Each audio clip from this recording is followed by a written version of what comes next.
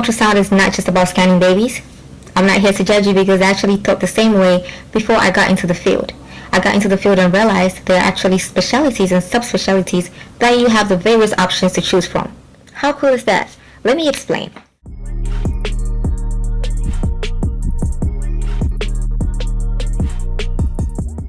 Hello, welcome back to my channel. I can now finally say welcome back to my channel because this is my second video. Alright, let me stop being weird. But welcome back to my channel. Thank you for sticking around. If you're new, subscribe.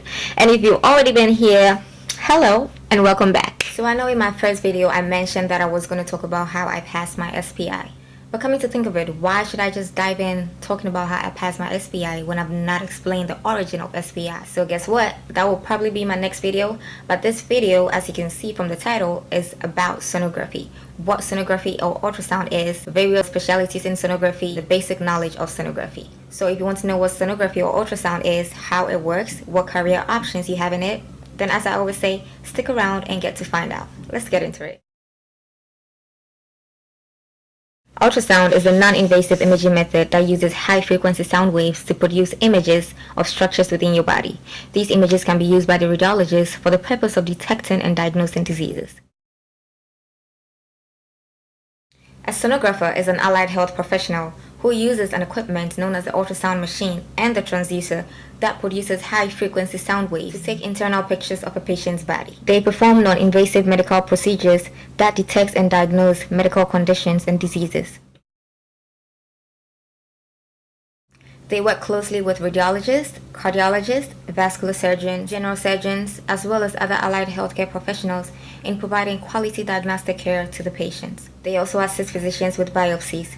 And when I say biopsy is the process of extracting sample cells or tissues to determine the presence or extent of a disease. They also work closely with the patients, provide great quality care, and also explain procedures to the patients.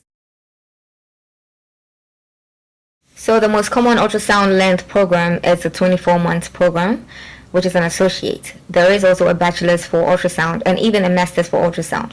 But regardless, if you have your associate or your bachelor's in ultrasound, you still qualify to be an ultrasound tech. There are also some schools that offer accelerated programs as less or as long as 18 months. So it really doesn't matter how long you go to the school for. What matters is you are in compliance with the ARDMS registry requirement. I think you're good to go. Every school is different. I wouldn't say there's a particular requirement for you to be accepted into an ultrasound program. There are some schools that will require you to have your associate before you get accepted into the program. Some schools also require you to have your bachelor's. Some schools also require you to have only your high school diploma.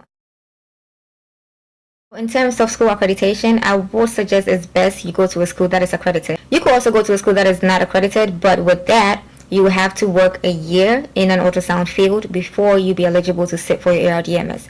If you go to a school that is already accredited, you don't have to wait that long or work for a year. You could just, take your exams while you're in school. So why would you not go to a school that is accredited? So whether accredited or not, you still qualify to sit for the ARDMS registry if only you are in compliance with their requirements.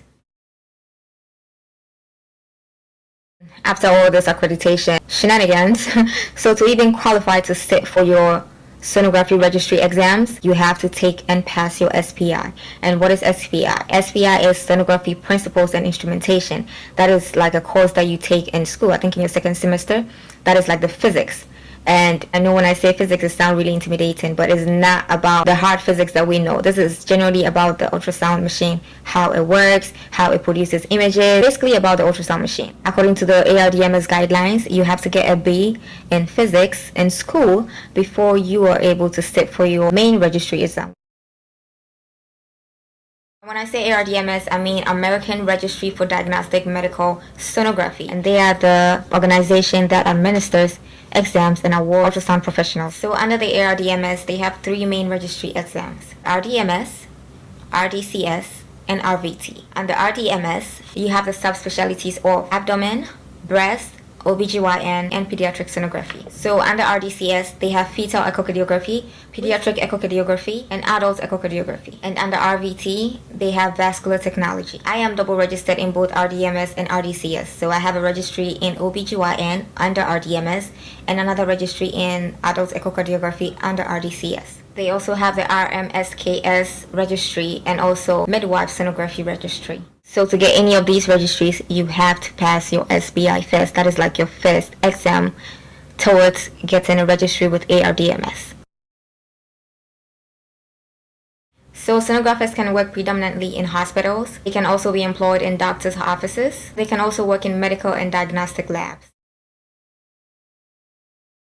For the salary of a sonographer, I don't really have a lot of valid info about it. All what I know is it varies. It depends on every state. There are some states that pay higher. There are some states that pay like, regular normal pay.